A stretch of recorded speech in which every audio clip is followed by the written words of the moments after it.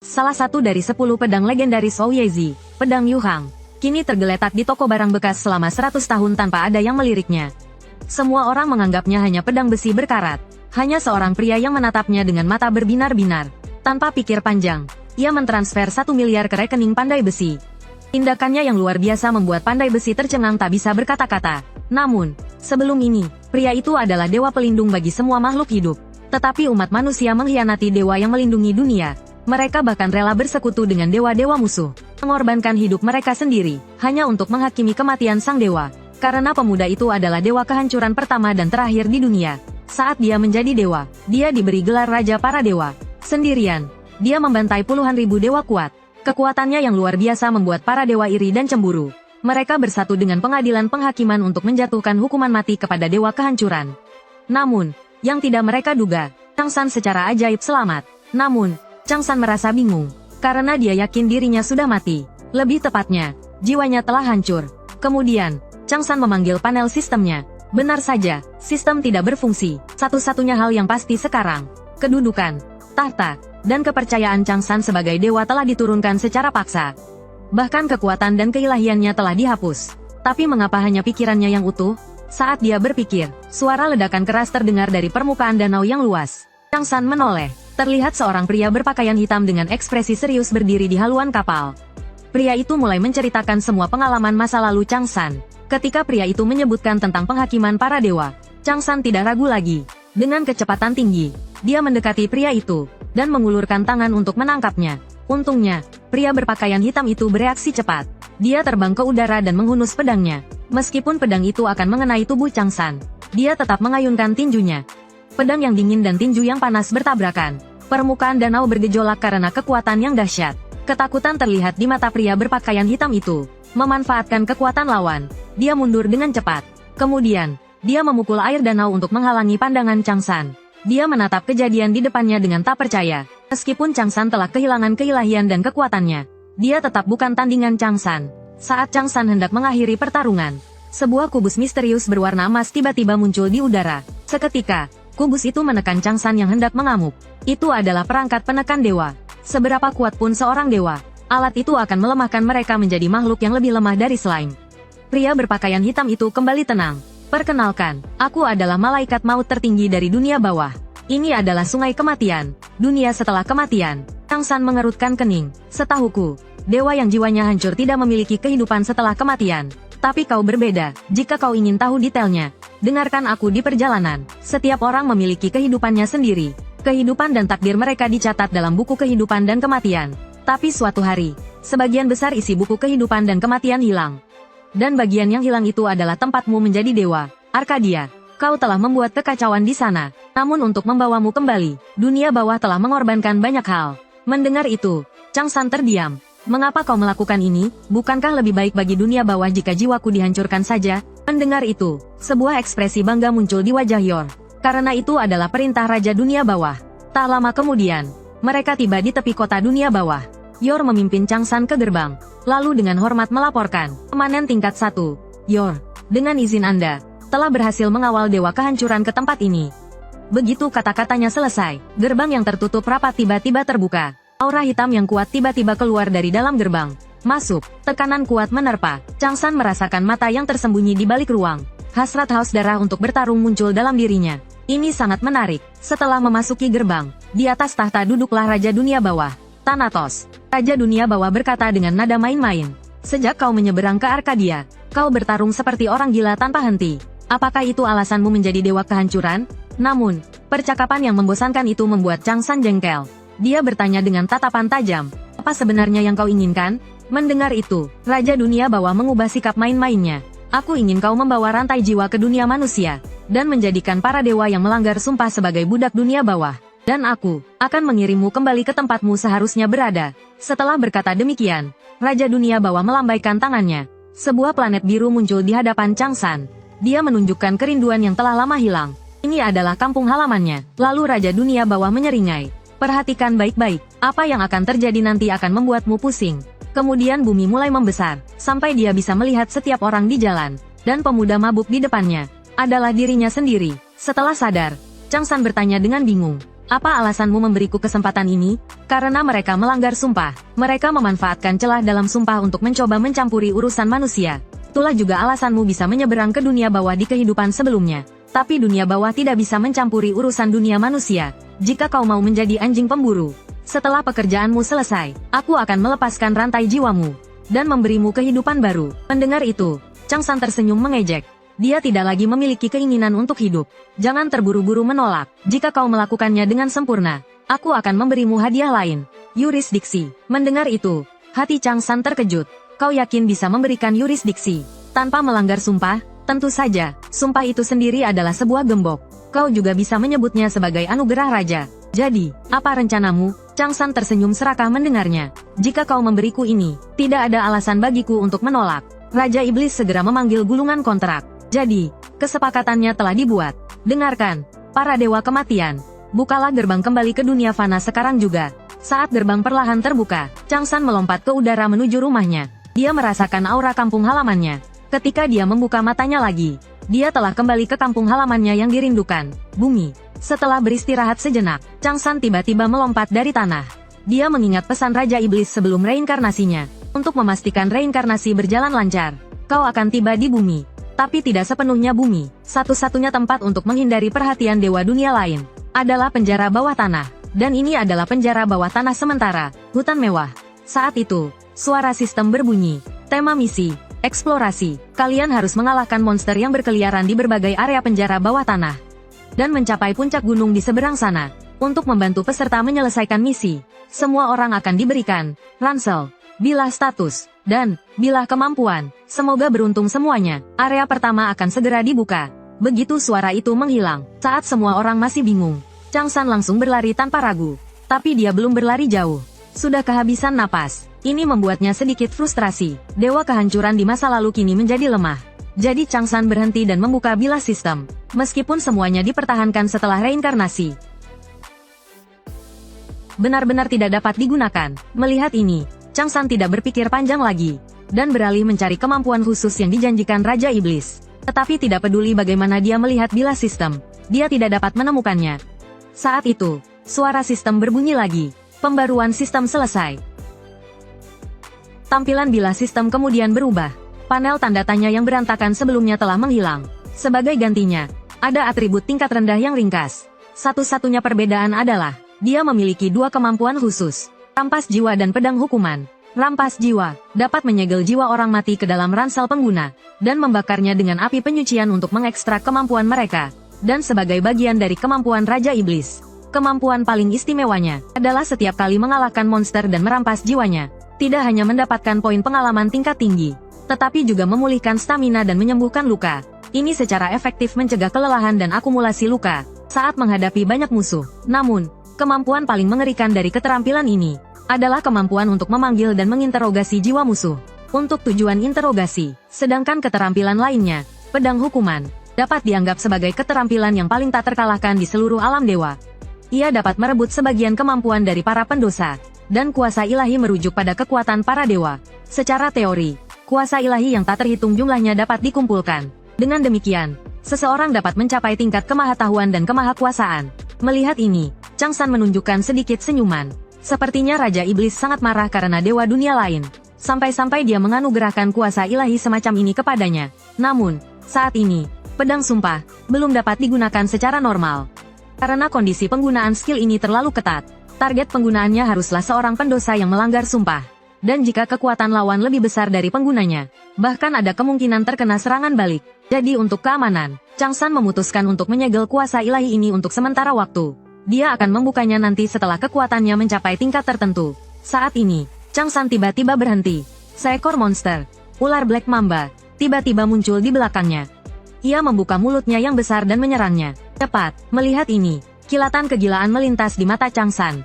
Dia memanggil senjata pemula, belati berkarat. Dengan kecepatan kilat, dia menembus tubuh keras Black Mamba. Pada saat yang sama, suara notifikasi sistem berbunyi. Ular Black Mamba telah dibunuh oleh Anda dalam satu serangan. Mencapai serangan sempurna. Sebagai hadiah, Anda mendapatkan skill, keahlian belati dasar, dan mendapatkan beberapa poin atribut dan poin pengalaman.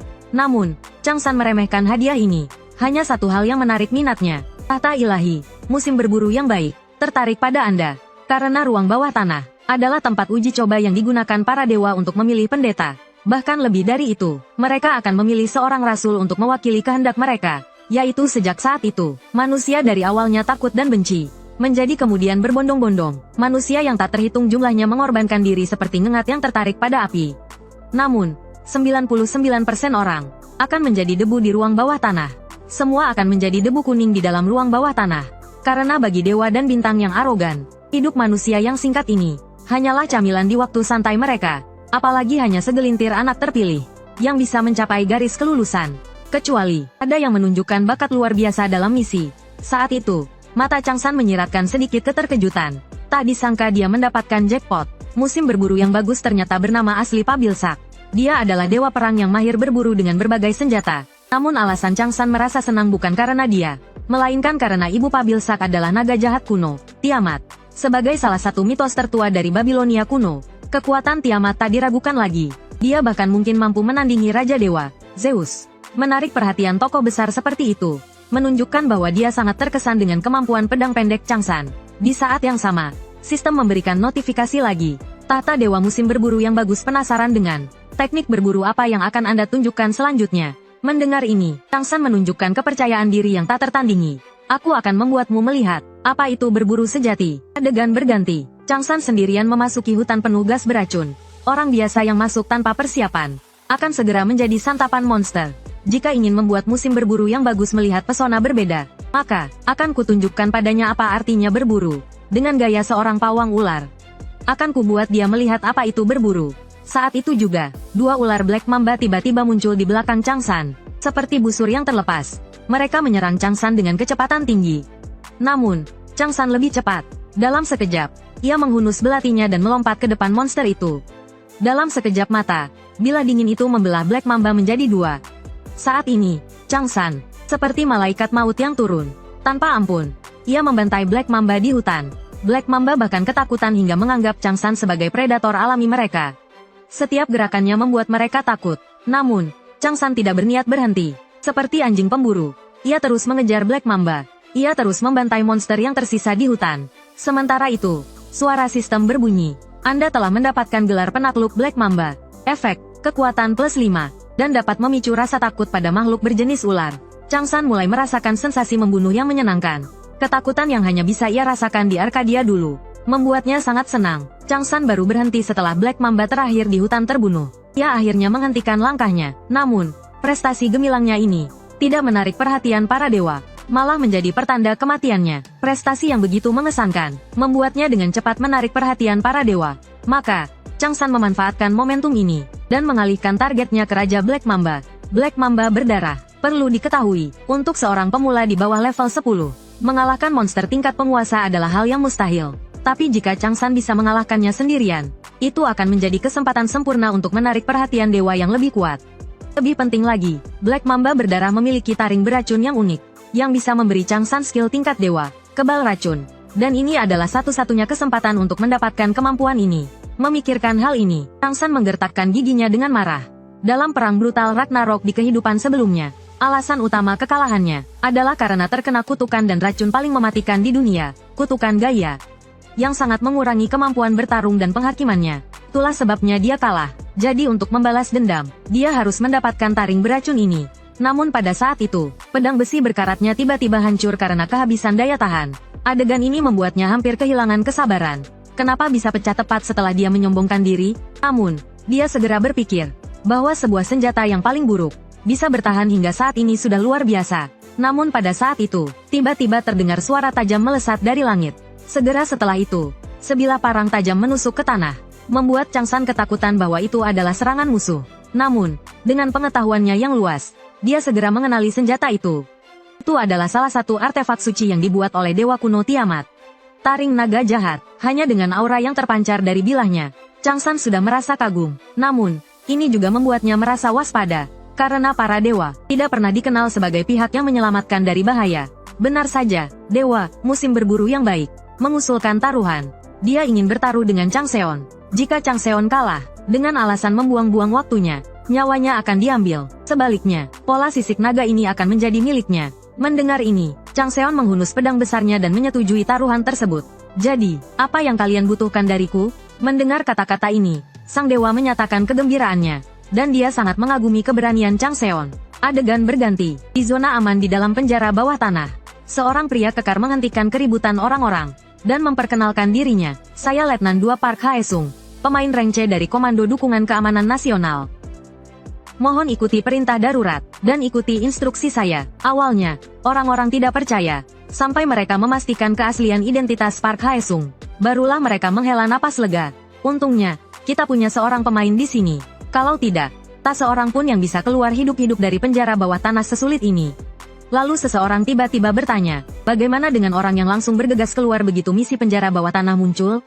Kita hanya bisa berdoa agar dia selamat. Saat itu, seseorang berspekulasi bahwa orang itu mungkin adalah pemburu pemain, yang khusus berburu monster untuk mendapatkan hadiah besar.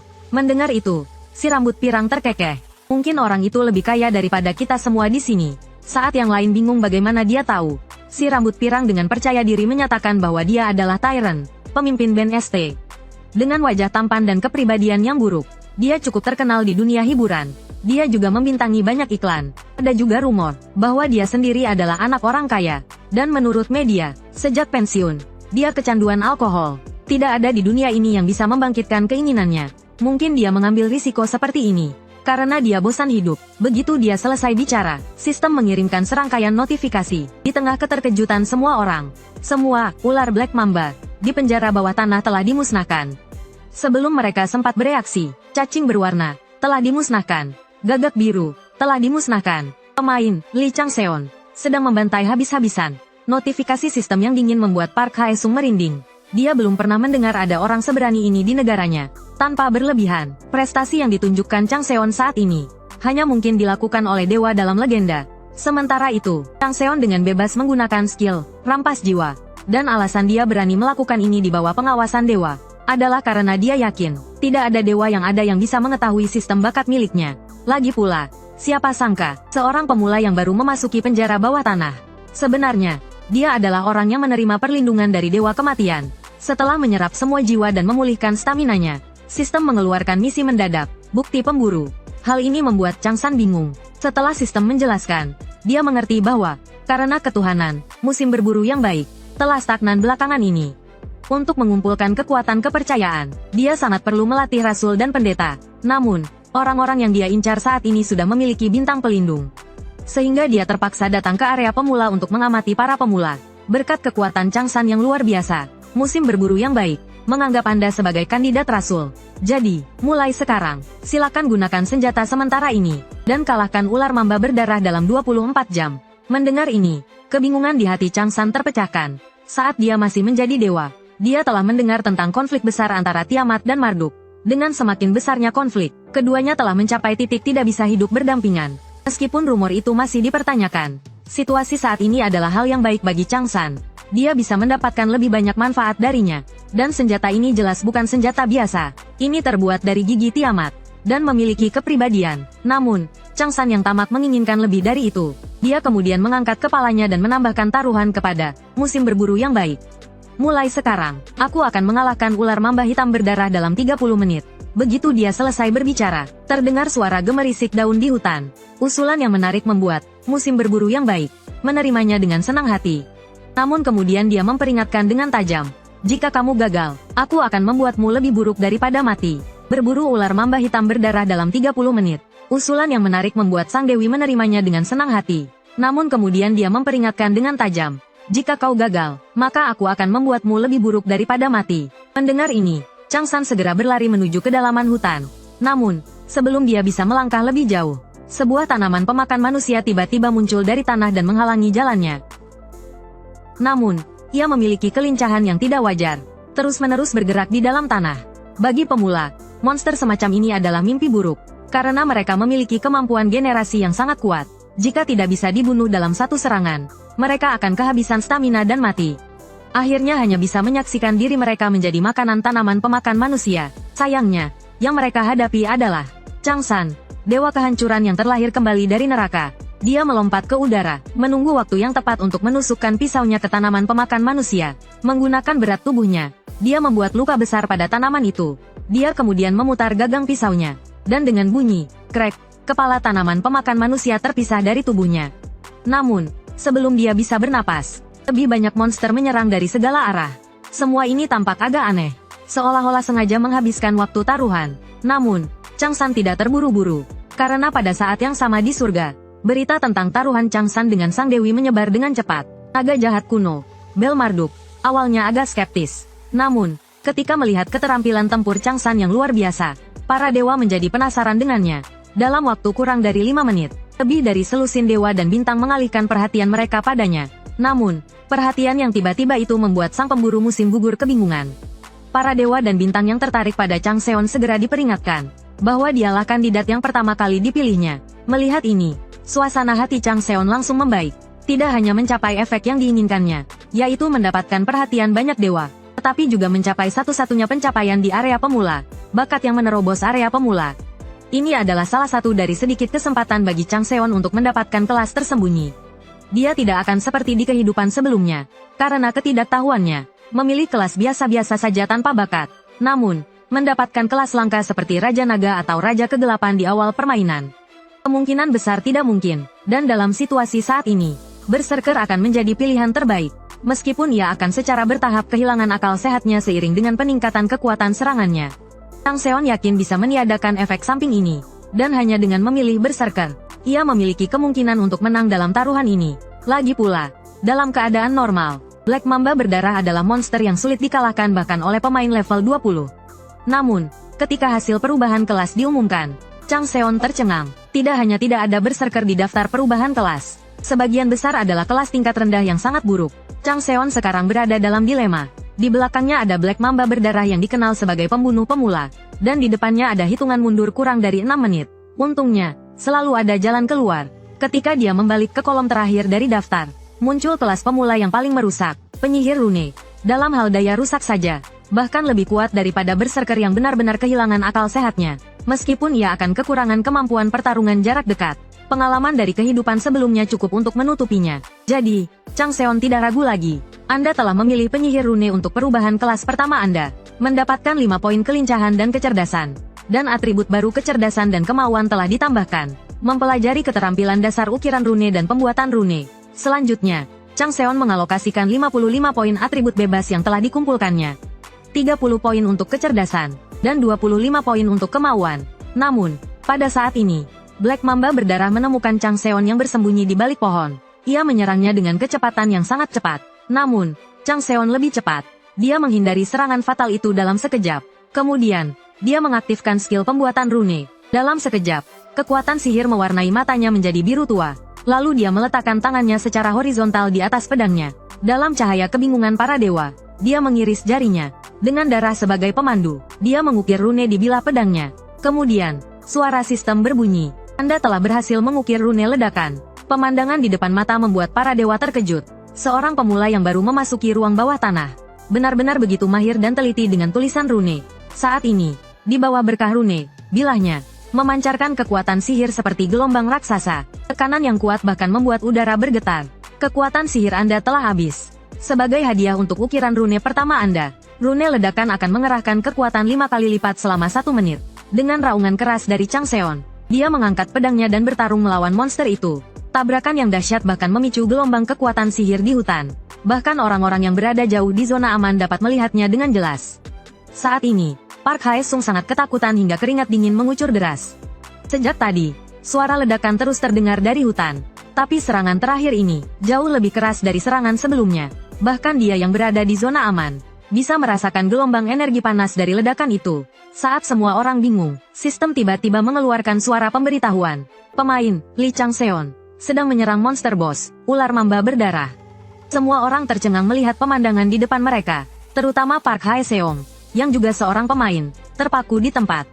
Awalnya dia tidak percaya, tapi ketika dia melihat cahaya keemasan berbentuk salib di tengah asap, dia terpaksa percaya, karena itu adalah efek skill yang hanya muncul saat terjadi critical hit. Ini menunjukkan bahwa Lee Chang Seon memiliki kekuatan bertarung yang luar biasa. Saat ini, sebuah pikiran yang tak pernah terbayangkan muncul di benaknya. Sepertinya mereka semua benar-benar bisa keluar dari penjara bawah tanah dengan selamat. Saat asap perlahan menghilang, dua sosok muncul dari asap yang berkilauan. Saat ini, Kedua belah pihak mengerti. Serangan ini akan menentukan hidup atau mati. Dengan suara ledakan yang dahsyat menggema di seluruh penjara bawah tanah.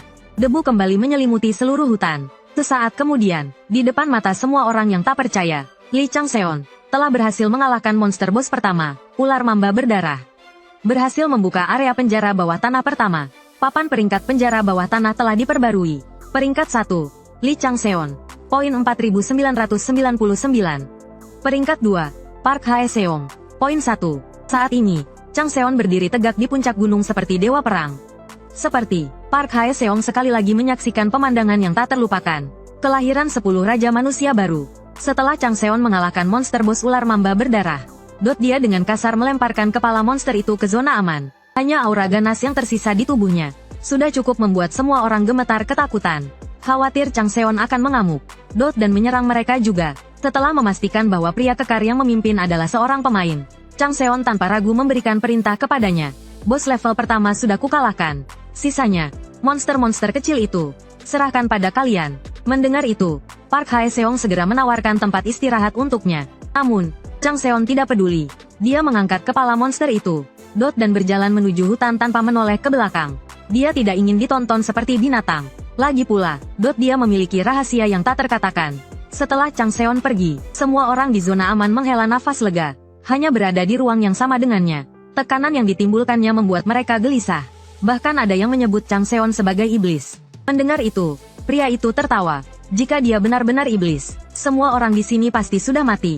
Namun, mereka tidak tahu bahwa setiap kata yang mereka ucapkan terdengar jelas oleh Changseon. Saat ini, Changseon tertawa kecil. Lagi pula, menunjukkan kekuatan sebesar itu di zona pemula. Tidak mengherankan jika mereka berpikir demikian. Kemudian, Changseon pergi ke tempat yang luas dan tenang.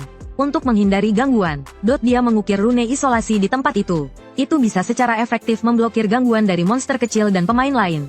Kemudian Changseon memanggil panel sistem, dan mulai mengelola hadiah dari membunuh bos dan taruhan. Selain 3 hadiah misi dasar, dia juga mendapatkan 2 hadiah prestasi tambahan. Changsan lalu memeriksa kedua hadiah prestasi tersebut. Setelah melihat daftar pilihan hadiah prestasi, Changsan tersenyum tipis. Seperti dugaannya, levelnya saat ini terlalu rendah. Jadi hadiahnya tidak akan terlalu bagus. Apalagi, taring naga jahat, sudah cukup untuk menopangnya selama fase pemula. Jadi, pilihan terbaik saat ini adalah poin prestasi. Setelah menentukan hadiahnya, Changsan langsung mendapatkan 15.000 poin prestasi. Meskipun poin prestasi tidak berguna di fase pemula, tetapi setelah toko dibuka, dia bisa menukar poin tersebut dengan banyak peralatan kuat dengan efek yang luar biasa. Dengan kata lain, poin prestasi adalah seperti uang di dunia manusia. Changsan kemudian membuka panel statusnya. Berkat usahanya seorang diri membunuh monster kelas pemimpin, Bloody Mamba Snack. Poin atribut dan keahlian yang dia tunjukkan saat ini, tanpa melebih-lebihkan, bisa dikatakan, bahkan pemain level 30 belum tentu bisa mengalahkannya. Namun, pada saat itu, suara denting mengganggu pikirannya. Ternyata beberapa dewa secara terang-terangan menyatakan minat pada Changsan. Musim berburu yang baik, yang marah sekali lagi memperingatkan para dewa itu. Bahkan, dia menyebut nama ibunya, Tiamat. Kemudian, musim berburu yang baik bertanya kepada Changsan, sebagai hadiah tambahan untuk kontrak taruhan, hadiah apa yang kau inginkan? Kemudian, di bawah tatapan Changsan yang terkejut, kubuka harta karun naga untukmu. Harta karun yang tak terhitung jumlahnya ditampilkan satu persatu di depan Changsan. Barang apapun di sini, jika dibawa keluar, akan membuat banyak orang tergila-gila. Namun, Changsan sudah punya rencana di dalam hatinya. Di bawah tatapan bingung banyak dewa, Changsan menutup daftar hadiah. Dan karena dia tidak memilih hadiah apapun, hadiah yang tidak diperoleh diubah menjadi 1 juta poin prestasi. Karena dia tahu betul, jika dia menerima hadiah sekarang, dia pasti akan dipersulit oleh dewa musuh mereka, Pabilsak, di masa depan. Dan ada desas-desus yang mengatakan bahwa sistem hadiah dapat diakumulasikan, dan menggunakannya di saat-saat kritis akan memiliki efek yang tak terduga. Namun, tindakan ini membuat musim berburu yang baik tampak muram. Untungnya, masih ada 1 hadiah tersisa. Kandidat Rasul. Siapa sangka Changsan tidak memberinya muka sedikit pun, dan sekali lagi menolak hadiah yang diimpikan oleh orang biasa ini. Mendengar ini, musim berburu yang baik langsung marah besar. Tidak pernah ada manusia yang berani mempermainkannya seperti ini. Dalam kemarahannya, sebelum pergi, dia mengaum dengan keras ke arah Changsan. Kau pasti akan menyesal. Tanpa sepengetahuannya, Changsan tidak hanya tidak takut, tetapi juga melakukannya dengan sengaja. Karena dia tahu betul, selama dia menunjukkan nilai yang besar, maka dia akan terus-menerus menerima perlindungan para dewa. dan lebih banyak keuntungan di masa depan. Saat ini, semuanya berjalan sesuai rencana Chang San. Kemudian dia berbalik. Selanjutnya adalah memasuki tahap berikutnya.